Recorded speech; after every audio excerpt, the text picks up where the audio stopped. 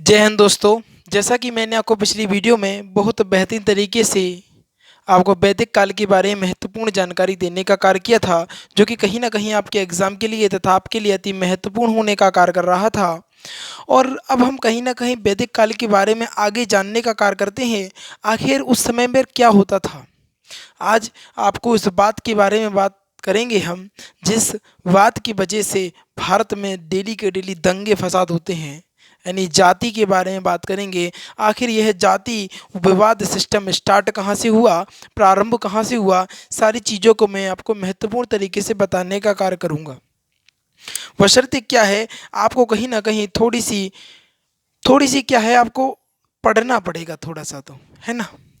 क्योंकि आप भारत को तभी जान सकते हैं जब आप भारत के इतिहास को जान सकते हैं। अगर आपने भारत का इतिहास जाना है तो मैं गारंटी देता हूँ इस बात की कि आप कहीं ना कहीं आप ये सोचेंगे कि नहीं सर, सच में भारत महान देश है।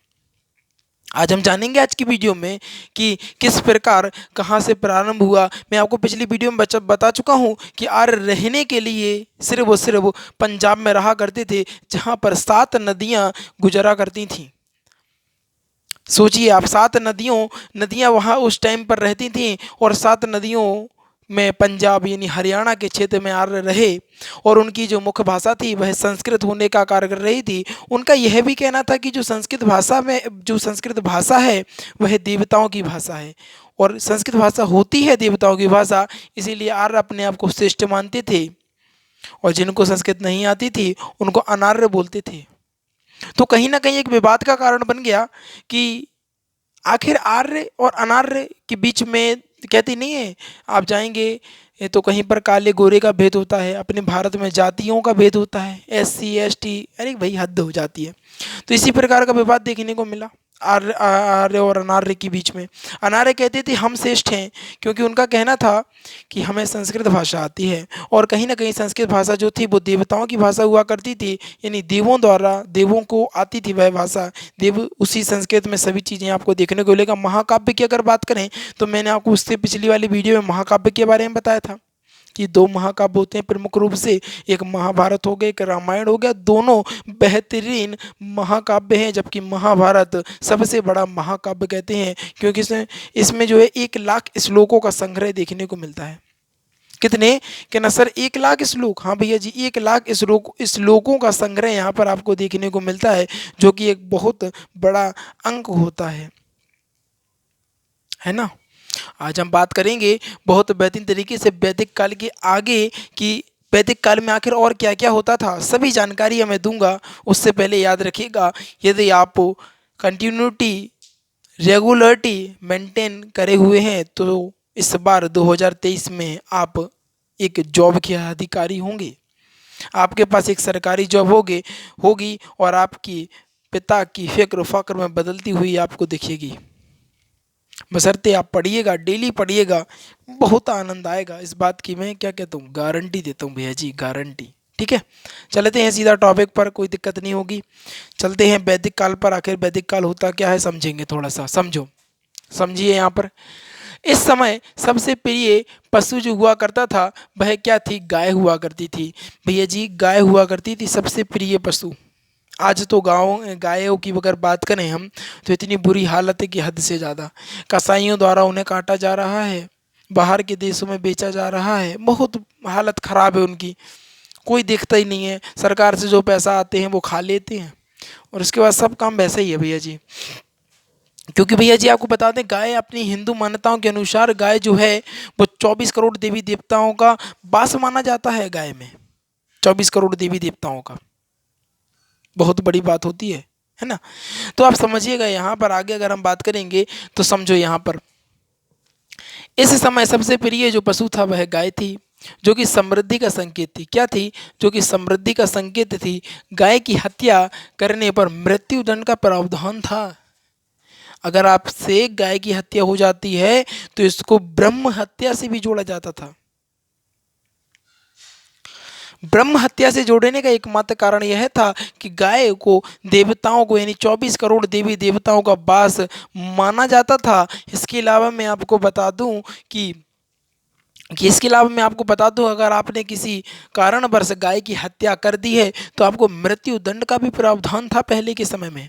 अब तो भैया पता ही है आपको, अब तो काट भी रहे हैं, बना भी रहे हैं और खा भी रहे हैं। ऐसे लोगों को चुल्लू भर पानी में डूब मरना चाहिए भैया। हद है यार तुम लोगों पे। बताइए आप, एक समय वो भी था जब गाय की हत्या करने पर मृत्युदंड दे दिया जाता था, और आज गायों की हालत देखो। ठीक है, आगे हम बात करते हैं। राजा का जो प्रमुख कार्य हुआ करता था वह गायों के लिए युद्ध करना था। बताइए अब, एक तरफ गाय की अगर हत्या हो जाती तो मृत्यु दंड दे दिया जाता था, और राजा सिर्फ किस लिए युद्ध किया करते थे कि गायों की सुरक्षा के लिए, गायों के लिए, गायों के लिए युद्ध करना करना हुआ करता था। और उस समय अर्थव्यवस्था का मुख्य आधार कृषि हुआ करता था। मैं आपको पिछली वीडियो में बता चुका हूं कि जितने भी पुराने समय की अगर हम बात करेंगे तो सभी में मुख्य आधार कृषि ही हुआ करता था। अगर हम आगे बात करें वैदिक समाज की, तो वैदिक समाज ग्रामीण सभ्यता थी। वैदिक समाज एक कैसी सभ्यता थी, ग्रामीण यानी गांव वाली सभ्यता हुआ करती थी।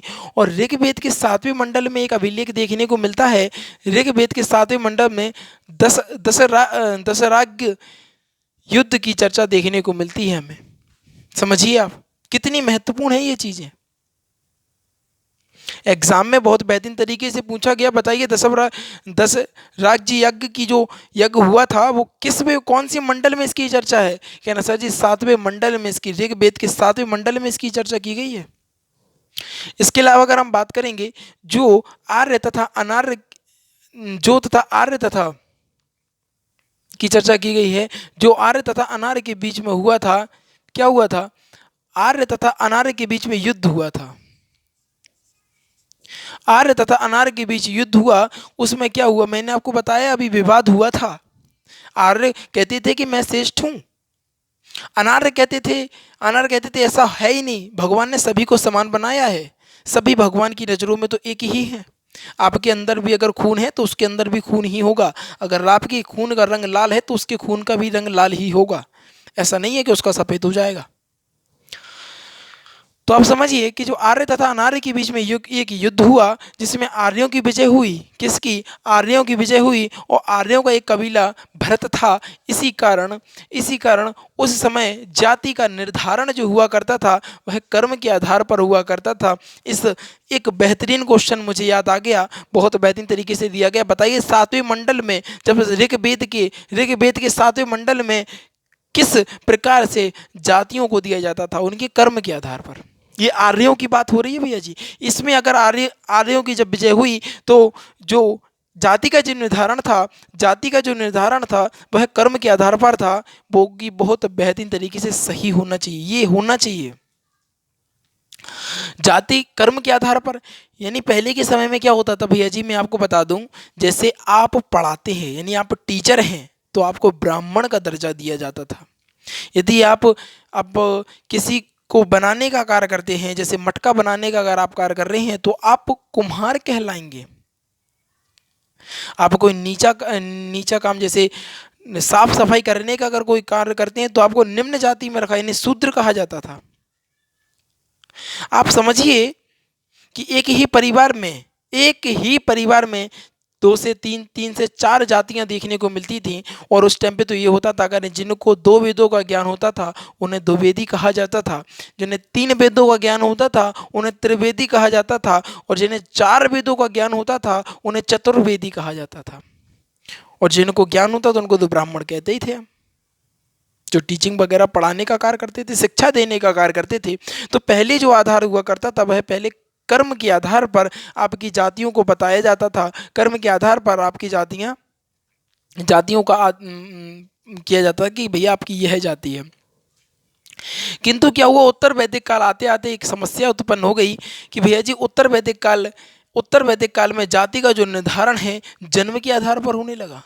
अब समस्या यहाँ से प्रारंभ होने लगी भैया जी, जन्म के आधार पर जब होने लगा जाति का निर्धारण, तो उत्तर वैदिक काल में समझिए जब जाति, अभी भी वही चल रहा है, अभी भी हमें किस नाम से, जन्म के आधार से हमें अपनी जाति का पता चलता है। यदि आप पंडित जी के यहाँ हो गए तो आप पंडित हो गए, आप भी ब्राह्मण हो गए, है ना। कुशवाहा जी के यहाँ हो गए तो कुशवाहा जी हो गए। जिस समाज में आप हो गए, जिस जाति में आप हो गए, वही आपकी जाति कहलाएगी। और यहीं से एक मतभेद उत्पन्न हुआ कि हम ऊंची जात के, तुम नीची जात के, हम ऊंची जात के, तुम नीची जात के। इस चीज़ का फायदा अंग्रेजों ने बहुत बेहतरीन तरीके से उठाया। और उन्होंने गुलामी का एकमात्र कारण यही था भैया जी, कि हम मतभेद किया करते थे कि तुम नीची जाति की हो, तुम पढ़ाई नहीं कर सकते हो, तुम मंदिर में नहीं जा सकते हो, इस प्रकार की बातें किया करते थे लोग बाग। हम ऊंची जाति के हैं, हम श्रेष्ठ हैं, इस प्रकार की वार्ता हुई। तो कहते हैं अंग्रेजों द्वारा कि इन्हों जो सबसे सरल था मुझे भारत को कब्जा करने का कार्य, क्योंकि एक दूसरे में फूट डालते थे, यहाँ पर चुगली करी, यहाँ चुगली करी। और इसके अलावा अपने भारत में एक समस्या और थी, उनका कहना था कि भैया वही तो राज्य कब्जे में हुआ, ये थोड़ी ना हुआ। अंग्रेजों ने जैसे किसी राज्य पर कब्जा किया तो उनने कहा हमारे राज्य पर थोड़ी ना किया, हम क्यों बोले। तो इस प्रकार की वार्ता होने लगी, जिससे अंग्रेजों ने एक एक करके सभी को सुपड़ा साफ कर दिया। और जब जाके उन्हें समझ में आया कि नहीं भैया जी हम तो गुलाम हो गए हैं, तब 1857 की क्रांति देखने को मिली। 1857 की क्रांति में भी गद्दारों ने समझ लीजिए अब इतना धोखा किया है कि हद से ज़्यादा। नहीं तो 1857 में अगर अगर आपको क्या बोलते आज़ादी मिल जाती तो कहीं ना कहीं हम इस मुकाम पर होते कि एक भारत देश एक विकसित देश होने का कार्य करता। समझिए आप किस प्रकार का कार्य हो सकता है। बस इसी विवाद, जाति विवाद, तुम ऊंची जात हम नीची जात, इसी पर लड़ाई झगड़ा। न्यूज खोलो भाई साहब, वो नीची जात का, हम ऊंची जात की, हम ऐसे हम वैसा, हम फलाना ढमका इमका। हद है। आप एक शिक्षित लोग हैं, आपको खुद समझना चाहिए कि किस प्रकार से हमें क्या पढ़ना है, क्या नहीं पढ़ना है, क्या सही है, क्या गलत है। बस चले जा रहे हैं, ठीक है ना।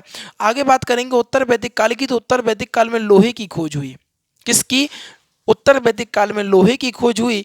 अगर हम बात करें तो प्रारंभ ही उत्तर वैदिक काल में लोहे की जब खोज होने के कारण क्या हुआ, एक क्रांति, आधुनिक क्रांति आने का कार्य किया। एक आधुनिक क्रांति आ गई।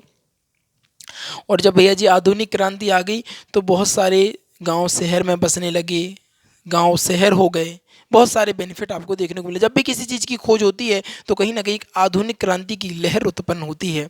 अगर हम बात करें वैदिक काल में नदियाँ किस प्रकार थीं, तो यहाँ पर बात कर लेते हैं। प्राचीन नाम पूछे जाते हैं, बहुत इंपॉर्टेंट है भैया जी, समझिए। सिंधु नदी को सिंधु नदी ये प्राचीन नाम है और उसका आधुनिक नाम सिंधु ही रहा। इसके बाद बीस्ता का हो गया झेलम, बीस्ता का झेलम, सुभद्रु का इस पात्र। इसके बाद गोमती का गोमती का गोमल। इसके बाद सदा नीरा का गंडक, बिपाशा का ब्यास, कुंभा का काबुल, सिंधु का सिंधु, बिस्ता का झेलम, गोमती का गोमल। इसके बाद करेंगे सदा निरा का, तो क्या हो जाता है कि नसर जी गंडक। इसके बाद बिपाशा का ब्यास, कुंभा का काबुल। यहाँ पर देखिए दृढ़बस्ती की घग्गर, पुरुषणी रावी, शतुर्द्री सतलज, असिकनी चिनाब, सुसोमा सोहन, बिपाशा ब्यास। अब यहाँ पर समझिए किस प्रकार जाति हुआ करती थी। जाति जो होती भैया जी इस प्रकार से विभाजित कही गई थी कि जो ब्राह्मण थे, ब्राह्मण को सबसे उच्च कोटि में रखा गया। इसके बाद ब्राह्मण के बाद कहते थे कि क्षत्रिय, और क्षत्रिय के बाद वो कहते थे वैश्य, और वैश्यों के बाद शूद्र को सबसे नीचे कैटेगरी में रखा गया था। वह कहते थे कि जो शूद्र होते हैं वह निम्न जाति के होते हैं। भैया जी बहुत क्या बोलते हैं आप इनको, बहुत अत्याचार सहना पड़ा इनको, निम्न जाति को। और आपको बता दें जिसको जितना दबाया जाता वह उतना ही उठ जाता। स्प्रिंग को आप जितना दबाएंगे वह उतनी ही रफ्तार से ऊपर उचकने का कार्य किया। और इसी प्रकार आपको बता दें एक एससी कोटे का एक जो आदमी था, जो मनुष्य था, महान विद्वान था, वो संविधान लिख गया। भीमराव अंबेडकर की मैं जहां बात करूं तो भीमराव अंबेडकर इसी जाति कैटेगरी से आते थे, उनके साथ ऐसा हुआ कि उनको पढ़ाई उन्हें स्कूल में नहीं घुसने दिया गया। वो खिड़की के बाहर दरवाजे से पढ़ने का कार्य किया उन्होंने। उन्हें मंदिर नहीं जाना गया, मंदिर पर सीढ़ी पर पैर रखने नहीं दिया गया। और आज उस व्यक्ति ने संविधान लिख डाला और संविधान से ही भारत देश की राजनीति लोकतांत्रिक देश बनाने का कार्य किया।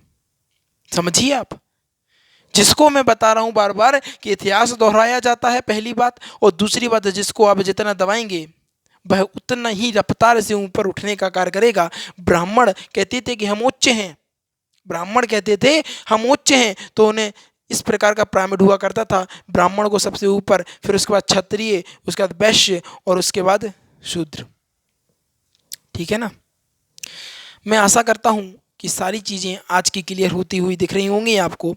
वैदिक साहित्य का एक महत्वपूर्ण नदी थी जो कि सिंधु नदी हुआ करती थी। वैदिक साहित्य की एक महत्वपूर्ण नदी थी जो कि एक सिंधु नदी हुआ करती थी, जो कि बहुत महत्वपूर्ण थी। ठीक है ना, ये लाइन थी। और कल हम बात करेंगे वैदिक काल के देवताओं के बारे में कि कौन से देवता क्या थे, सभी चीज़ों के बारे में कल हम वार्ता करेंगे। बशर्ते क्या है भैया जी, आपको बता दें कि कल संडे था इसलिए छुट्टी थी। क्योंकि भैया जी आपको मैं बता दूं एक बात, क्यों थक जाते हैं थोड़ा सा, पूरा हफ्ता भर करना पड़ता है। ठीक है ना। और इसके अलावा बिल्कुल ये लगता कि क्या बता, कोशिश मेरी फिर भी रहेगी कि उस दिन भी मैं कुछ ना कुछ आपके लिए लाऊं, अलग सा बेहतरीन सा चीज़ें उस दिन भी लाऊंगा, कोशिश करूंगा, चिंता मत कीजिएगा आप लोग। ठीक है ना। तो कल की छुट्टी थी, लेकिन आज मैंने आपको बहुत बेहतरीन तरीके से सारी चीज़ों के बारे में बात करने का कार्य किया। और कल हम फिर से बात करेंगे वैदिक काल के देवताओं की, जो कि बहुत महत्वपूर्ण रहेंगे। और आखिरी में मेरी बस यही बात रहेगी कि आप लोग डेली रिवीजन, वीकली रिवीजन तथा डेली वीडियो को देखिए, शेयर वगैरह भी करिए, ग्रुप डिस्कशन करिए। मैं गारंटी देता हूँ, बार बार कह रहा हूँ मैं इस बात की, 2023 में विजय का परचम एग्ज़ाम की खोपड़ी पर आप ही लगा कर आएंगे। बशर्ते मेंटेन रखिए रेगुलरिटी। मैं बार बार कहता हूँ रेगुलर रहिए, रेगुलर ही ज़रूरी है सब चीज़, है ना। तो भैया जी इसी के साथ वीडियो समाप्त करना चाहूँगा। जो नए विद्यार्थी हैं ध्यान करें, जल्दी से वीडियो को लाइक कर दीजिएगा, चैनल को सब्सक्राइब कर लीजिएगा और शेयर करके आइएगा अपने यार दोस्तों और चाहने वालों के साथ। क्योंकि आज की जो वीडियो थी कहीं ना कहीं बेहतरीन, गजब और लाजवाब होने का कार्य कर रही थी। इन्हीं चंद शब्दों के साथ विदा लेना चाहूँगा। जीवन में आनंदित रहिएगा और आगे बढ़ते रहिएगा। Thanks for watching. इसका स्क्रीनशॉट ले लीजिएगा, ठीक है ना।